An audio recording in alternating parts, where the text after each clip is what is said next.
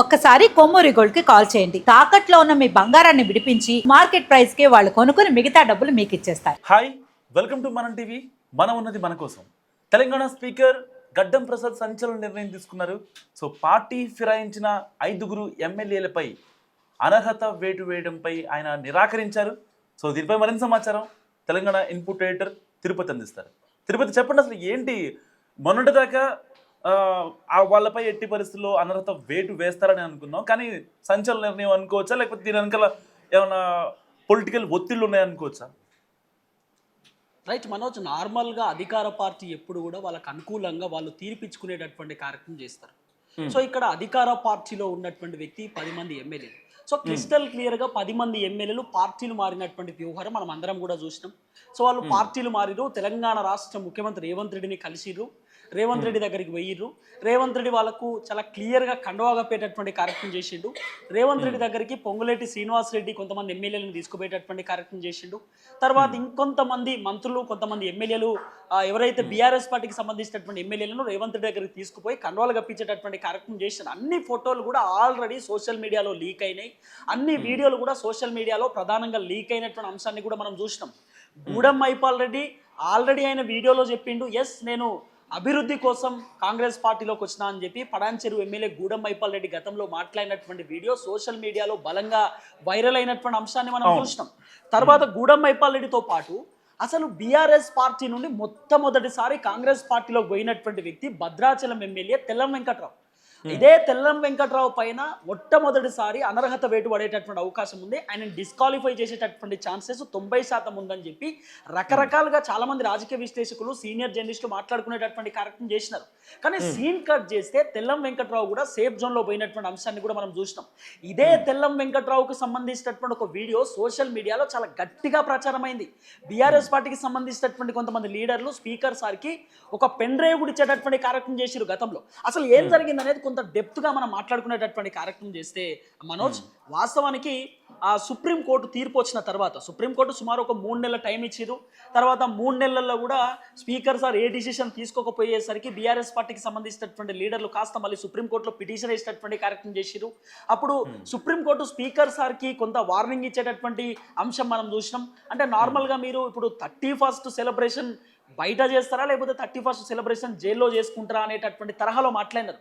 ఎక్కడ సెలబ్రేషన్ చేసుకోవాలనుకుంటున్నారో మీ ఊహకే వదిలేస్తున్నాం అనేటటువంటి మాటలు ఇటు సుప్రీంకోర్టు చెప్పేటటువంటి కార్యక్రమంలో స్పీకర్ సార్ ఏం చేసిన 3 వారాల సమయంలో, ఇప్పుడు దాదాపు 2వ వారం పూర్తయిపోయింది, 3 వారాలు కూడా పూర్తయ్యేటటువంటి దశలో ఏదో ఒక నిర్ణయం తీసుకోవాల్సిందే, లేకపోతే ఇబ్బంది అయిపోతుంది అనేటటువంటి ఆలోచనతో ఒకవేళ స్పీకర్ సార్కి 3 వారాల టైం సుప్రీంకోర్టు ఇచ్చినప్పటికీ స్పీకర్ గనక 3 వారాల టైంలో నిర్ణయం తీసుకోకపోతే ఖచ్చితంగా సుప్రీంకోర్టు కోర్టు ధిక్కరణ కింద, కంటెంప్ట్ ఆఫ్ ది కోర్టు కింద స్పీకర్ సార్ పైన చర్యలు తీసుకునేటటువంటి కార్యక్రమం కూడా చేయవచ్చు. కాబట్టి ఈ నేపథ్యంలో కోర్టు ఇచ్చినటువంటి డైరెక్షన్స్ ప్రకారం, కోర్టు ఇచ్చినటువంటి ఏదైతే అంశం ఉందో, సో అదే అంశం ప్రకారం మనం ఏదో ఒక నిర్ణయం ఇవ్వాలనేటటువంటి ఆలోచనతో స్పీకర్ సార్ ఈరోజు 5 మంది ఎమ్మెల్యేలకు సంబంధించినటువంటి వ్యవహారంలో ఒక సంచలనమైనటువంటి డిసిషన్ని తెరపైకి తీసుకొచ్చిండు.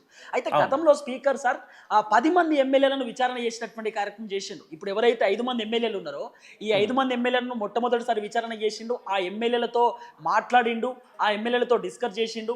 లేదు మేము పార్టీ మారలేదు, బీఆర్ఎస్ పార్టీలోనే ఉన్నామని చెప్పడానికి మీ దగ్గర ఏమైనా ఆధారాలు ఉంటే మాకు ఇవ్వండి అని చెప్పి స్పీకర్ సార్ అడిగినప్పుడు వీళ్ళు కొన్ని ఆధారాలు కూడా ఇచ్చే కార్యక్రమం చేసిరు.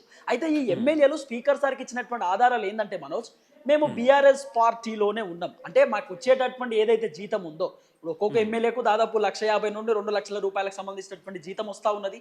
ఆ జీతం నుండి బీఆర్ఎస్ పార్టీకి సంబంధించినటువంటి ఫండ్కు 5,000 రూపాయలు పోతాయి. ప్రతి మంత్ ఒక్కొక్క ఎమ్మెల్యేకి సంబంధించినటువంటి జీతం నుండి 5 నుండి 6,000 రూపాయలు బీఆర్ఎస్ పార్టీ ఫండ్ పోతుంది. అయితే ఈ ఎమ్మెల్యేలు ఏం చెప్తా ఉన్నారు స్పీకర్ సార్ దగ్గర అంటే, మేము ఇంకా బీఆర్ఎస్లోనే ఉన్నాం, మాకు వచ్చేటటువంటి జీతం పైసలకే 5,000 రూపాయలు బీఆర్ఎస్ పార్టీకి పోతున్నాయి, కాబట్టి మేము బీఆర్ఎస్లోనే ఉన్నామని చెప్పి స్పీకర్ సార్ చెప్పారు. తర్వాత స్పీకర్ సార్ ఏం చేసిండు, ఇగో వీళ్ళు ఈ ఆధారాలు ఇచ్చారు, మీ దగ్గర ఏం ఆధారాలు ఉన్నాయో మీరు కూడా తీసుకొని రండి అని చెప్పి ఎవరైతే సుప్రీంకోర్టులో పిటిషన్ వేసినటువంటి బీఆర్ఎస్ పార్టీ లీడర్లు ఉన్నారో బీఆర్ఎస్ పార్టీ లీడర్లకు స్పీకర్ సార్ చెప్పిండు. అప్పుడు ఈ బీఆర్ఎస్ పార్టీ లీడర్లు కూడా ఒక పెన్ డ్రైవ్ తీసుకుపోయిర్రు, తర్వాత కొన్ని ఫోటోలు తీసుకుపోయిర్రు. తర్వాత ఈ పార్టీ మారినటువంటి ఎమ్మెల్యేలు వాళ్ళ నియోజకవర్గాలలో కాంగ్రెస్ పార్టీకి సంబంధించినటువంటి బ్యానర్లు, హోర్డింగ్స్, కాంగ్రెస్ పార్టీ ప్రోగ్రామ్స్లో అటెండ్ అయినటువంటి వీడియోలు అన్నీ కూడా ఆ పెన్ డ్రైవ్లో కాపీ చేసుకుని ఆ పెన్ డ్రైవ్ స్పీకర్ సార్కి ఇచ్చారు. స్పీకర్ సార్ అవన్నీ కూడా చూసిండు. చూసిన తర్వాత స్పీకర్ సార్ చెప్పినటువంటి మాట ఏంటంటే ఎవరైతే ఈ 5 మంది ఎమ్మెల్యేలు మేము బీఆర్ఎస్లో ఉండమని చెప్పిరో మీరు బీఆర్ఎస్లో లేరు అంటే కొంత నేను సంతృప్తిగా లేను, అసంతృప్తితో ఉన్నా, మీరు ఇచ్చినటువంటి సమాధానం నాకు నచ్చలేదు అనేటటువంటి అంశంతో ఈ స్పీకర్ సార్ మళ్ళీ విచారణ చేసేటటువంటి కార్యక్రమం చేసిండు. ఇక ఆ విచారణ అట్లనే కంటిన్యూ అయింది. ఆ విచారణ అయిపోయిన తర్వాత ఇక సుప్రీంకోర్టు ఏ విచారణ లేదుగా ఇమీడియట్లీ మీరు యాక్షన్ తీసుకోవాల్సిందే, 3 వారాలలో ఏదో ఒకటి జరగాల్సిందే అనేటటువంటి అంశంతో సుప్రీంకోర్టు డైరెక్షన్లో అంటే సుప్రీంకోర్టు చెప్పిన తర్వాత ఇప్పుడు స్పీకర్ సార్ డిసిషన్ తీసుకున్నటువంటి పరిస్థితి. దాదాపు 5 మంది ఎమ్మెల్యేలు మనోజ్, ఈ 5 మంది ఎమ్మెల్యేలకు సంబంధించినటువంటి హిస్టరీ నేను చెప్తే తెల్లం వెంకట్రావు ఆల్రెడీ ఆయన పార్టీ మారినట్టుగా క్లిస్టల్ క్లియర్గా వీడియో చేసిండు. నేను కాంగ్రెస్లోనే ఉన్నా, కాంగ్రెస్ పార్టీలోనే కంటిన్యూ అవుతున్నా, నా పైన బద్నాం చేయొద్దు, నేను కాంగ్రెస్ పార్టీలోనే ఉంటా, పొంగులేటి శ్రీనివాసరెడ్డి మా గురువు, నన్ను కాంగ్రెస్ పార్టీలోకి తీసుకుపోయిండు పొంగులేటి శ్రీనివాసరెడ్డి నా దేవుడు అని చెప్పి ఇదే తెల్లం వెంకట్రావు గతంలో మాట్లాడినటువంటి వీడియో సోషల్ మీడియాలో విపరీతంగా వైరల్ అయింది. అంటే తెల్లం వెంకట్రావు క్లిస్టర్ క్లియర్గా పార్టీ మారినటువంటి చాలా ఎవిడెన్స్ ఉన్నాయి. తర్వాత అరకెపూడి గాంధీ అయితే డైరెక్ట్ ఆయన షేర్లింగంపల్లికి సంబంధించినటువంటి ఎమ్మెల్యే, ఆయన రేవంత్ రెడ్డితో ఢిల్లీకి పోయిండు, రేవంత్ రెడ్డి దగ్గర ఫోటోలు దిగిండు, రేవంత్ రెడ్డితో చాలా మీడియా సమావేశాలలో పాల్గొన్నాడు, కాంగ్రెస్ పార్టీ లీడర్లతో తిరిగిండు, ఆయనకు సంబంధించినటువంటి 1-2 వీడియోలు గట్టిగా సోషల్ మీడియాలో వైరల్ అయింది. ఆయన గతంలో మాట్లాడినటువంటి మాటలు కూడా సోషల్ మీడియాలో ఉన్నాయి. మరి రైట్ తిరుపతి, ఈ 5గురిపై వేటు వేయను అని చెప్పారు, ఓకే ఫైన్ బాగానే ఉంది. ఎందుకంటే రెడ్ హ్యాండెడ్గా దొరికిపోయిన వాళ్ళు ఉన్నారు, లైక్ దానం నాగేంద్ర కావచ్చు, ఆయన రాజీనామా చేయకుండా పార్టీకి డైరెక్ట్గా వెళ్ళి సికింద్రాబాద్ వెళ్ళి పోటీ చేశారు. సో ఇలాంటి వాళ్ళకి మరి ఇబ్బందికర పరిస్థితులు ఉంటాయనుకోవచ్చా? సో నేనేమంటా అంటే వాస్తవానికి ఈ ఎవరైతే 5 మంది ఎమ్మెల్యేలు ఉన్నారో కొంత సేఫ్ జోన్లో ఉండడానికి రకరకాల ప్రయత్నాలు చేసిర్రు. ఇదే ఎమ్మెల్యేలు వాస్తవానికి పార్టీలు మారి ఎమ్మెల్యే హోదాలో ఉన్నారు కాబట్టి వాళ్ళని మనం ఏం అనలేకపోతున్నాం. కానీ జనాలు చెప్తున్నటువంటి మాట ఏంటంటే బుద్ధి లేకుండా మేము బీఆర్ఎస్ పార్టీకి ఓటేసి గెలిపించినాము, మేము కారు గుర్తు పైన ఓటేసి గెలిపిస్తే ఎమ్మెల్యేలు మమ్మల్ని మోసం చేసిరు, పార్టీని మోసం చేసి ఈరోజు కాంగ్రెస్ పార్టీలో వాళ్ళ పదవులను ఎంజాయ్ చేసేటటువంటి కార్యక్రమం చేస్తున్నారు. అంటే ఈ ఎమ్మెల్యేలకు జనాల పట్ల ఏం చిత్తశుద్ధి ఉంది, ఈ ఎమ్మెల్యేలకు జనాల పట్ల పార్టీ పట్ల ఏమాత్రం చిత్తశుద్ధి ఉంది, ఈ ఎమ్మెల్యేలు మమ్మల్ని మోసం చేశారు అనేటటువంటి ఒపీనియన్లో జనాలు ఉన్నారు. అయితే మీరు అడిగినటువంటి ప్రశ్న ఏంటంటే ఇప్పుడు దానం నాగేందర్ పరిస్థితి ఏంది, తర్వాత ఈ 5 మంది దాదాపు ఇప్పుడు దాదాపు 10 మంది ఎమ్మెల్యేలు పార్టీలు మారారు. దాంట్లో 5 మంది ఎమ్మెల్యేలకు సంబంధించినటువంటి వ్యవహారం ఆల్రెడీ కొలీకి వచ్చింది. స్పీకర్ సార్ దాదాపు తెల్లం వెంకట్రావు, అరకెపూడి గాంధీ, తెల్లం వెంకట్రావు భద్రాచలం కాన్స్టిట్యున్సీ, అరకెపూడి గాంధీ షేర్లింగంపల్లి, ప్రకాష్ గౌడ్ రాజేందర్ నగర్, తర్వాత బండ్ల కృష్ణమోహన్ రెడ్డి గద్వాలు, గూడెం మైపాల్ రెడ్డి పటాన్చెరు. ఈ కృష్ణమోహన్ రెడ్డి ఆయన కాంగ్రెస్ పార్టీలో పోతే ఈ కృష్ణమోహన్ రెడ్డి ఏమంటాడు, లేదు కాంగ్రెస్లో నేను బీఆర్ఎస్లోనే ఉన్నా అని చెప్పి ఎవరైతే నియోజకవర్గంలో ఉన్నటువంటి కాంగ్రెస్ పార్టీ లీడర్లు కృష్ణమోహన్ రెడ్డి ఫ్లెక్సీలను కాంగ్రెస్ పార్టీకి సంబంధించినటువంటి ఫ్లెక్సీలో వేసిర్రో వాళ్ళపైన కేసులు పెట్టిండు పోలీస్ స్టేషన్లో, నా ఫోటోను మీరు కాంగ్రెస్ ఫ్లెక్సీలలో ఎందుకు వాడుకుంటారు అని చెప్పి. సో బండ్ల కృష్ణమోహన్ రెడ్డి కేటీఆర్కి సంబంధించినటువంటి మీటింగ్లకు కూడా అటెండ్ కాలేదు. అంటే క్రిస్టల్ క్లియర్గా అర్థమైపోయింది ఇది మొత్తం కూడా పార్టీ మారినటువంటి వ్యక్తులు అని చెప్పి. అయినా సరే స్పీకర్ సార్ కొంత డిసిషన్ వాళ్ళకి అనుకూలంగా తీసుకునేటటువంటి కార్యక్రమం చేసిండు అనేది ఇది మనం చెప్తున్న మాట కాదు, బీఆర్ఎస్ పార్టీ నుండి బలంగా వినబడుతున్నటువంటి వాదన. ఇక మిగతా వాళ్ళు దాదాపు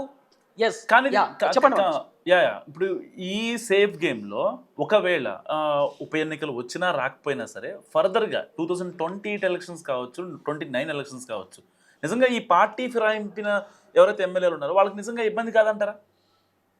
ఇప్పుడు నార్మల్గా ఏంటంటే ఇప్పటికిప్పుడు గనక తెలంగాణ రాష్ట్రంలో ఈ 10 మంది ఎమ్మెల్యేలు గనక అనర్హత వేటు పడితే ఇప్పటికిప్పుడు ఒక్క ఎమ్మెల్యే కూడా ఇంక్లూడ్ కడియం శ్రీహరితో కలిపి ఒక్క ఎమ్మెల్యే అంటే ఒక్క ఆయన కూడా గెలిచేటటువంటి పరిస్థితి లేదు.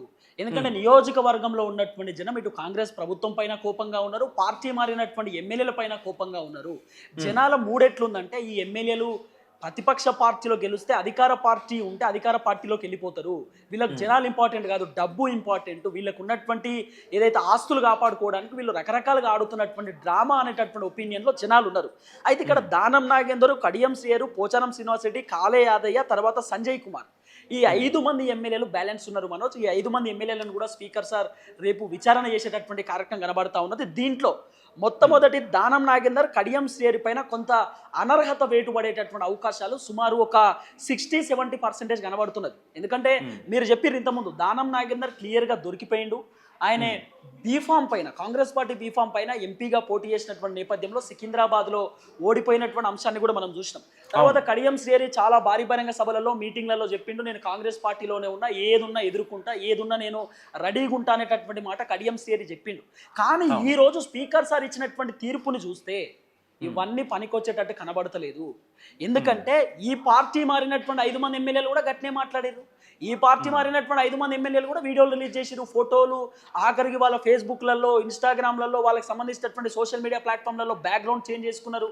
రాహుల్ గాంధీతో దిగినటువంటి ఫోటోలు పెట్టుకున్నారు, రేవంత్ రెడ్డితో దిగిన ఫోటోలు పెట్టుకున్నారు, కాంగ్రెస్ పార్టీ కడవగప్పుకున్నటువంటి ఫోటోలు పెట్టుకున్నారు. పెట్టుకున్నా కూడా ఎక్కడ కూడా స్పీకర్ సార్ ఇలాంటి డిసిషన్ తీసుకుంటాడని చెప్పి ఎవరు కూడా ఊహించారు. కానీ ఈ డిసిషన్ వచ్చింది. సో రేపు రాబోయేటటువంటి డిసిషన్ కూడా స్పీకర్ సార్ లేదు వాళ్ళు బీఆర్ఎస్లోనే ఉన్నారు అని చెప్తారేమో అనేటటువంటి ఒక పెద్ద క్వశ్చన్ మార్క్ కూడా కనబడుతున్నది. కానీ ఇప్పుడు ఒక్కటి చెప్పండి ఫైనల్ గా, రేవంత్ రెడ్డి అనుకున్నదే స్పీకర్ నిర్ణయం అని అనుకోవచ్చా ఒక మాట చెప్పాలంటే ఫైనల్ గా? రైట్, నేను ఏమంటున్నా, ఇదే రాష్ట్ర ముఖ్యమంత్రి రేవంత్ రెడ్డి అసెంబ్లీలో చెప్పినటువంటి మాటలు మనం గుర్తు చేసుకోవాలి. రేవంత్ అన్న గతంలో అసెంబ్లీలో చెప్పిండు, అధ్యక్ష ప్రతిపక్షం వాళ్ళు ఏదో ఉప ఎన్నికలు వస్తాయి, అనర్హత వేటు పడుతుంది, ఎమ్మెల్యేల పదవులు పోతుందని అంటా ఉన్నారు. ఉప ఎన్నికలు ఉంటాయా అధ్యక్ష? మరి అట్లంటే గతంలో బీఆర్ఎస్ పార్టీ అధికారంలో ఉన్నప్పుడు కాంగ్రెస్ పార్టీకి సంబంధించిన ఎమ్మెల్యేలు బీఆర్ఎస్ పార్టీలోకి పోయిర్రు. ఆ రోజు ఉప ఎన్నికలు వచ్చినాయా అధ్యక్ష? ఇప్పుడు రావు అధ్యక్ష, అసలు ఉప ఎన్నికలే ఉండవు అధ్యక్ష అని చెప్పి గతంలో రేవంత్ రెడ్డి మాట్లాడేటటువంటి కార్యక్రమం చేసిండు. ఎప్పుడైతే రేవంత్ రెడ్డి ఈ మాటలు మాట్లాడిండో సుప్రీంకోర్టు సీరియస్ అయినారు.